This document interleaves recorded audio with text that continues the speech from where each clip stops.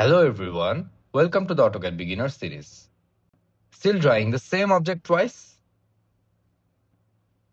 There is a much faster way, just use the mirror command. Let's see how it works. First, select the object you want to mirror.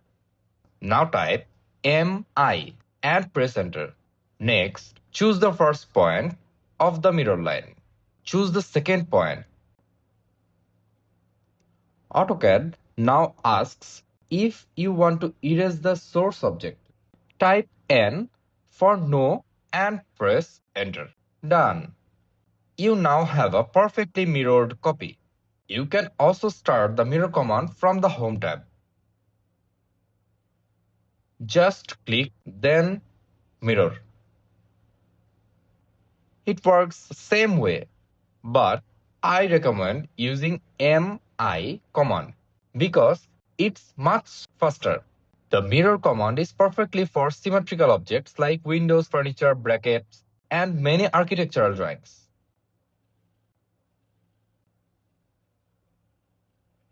MI is the shortcut for the mirror command. Once you memorize it, you will save a lot of time in every drawing. That's it for the tutorial. In the next video, we will learn how to trim objects in AutoCAD.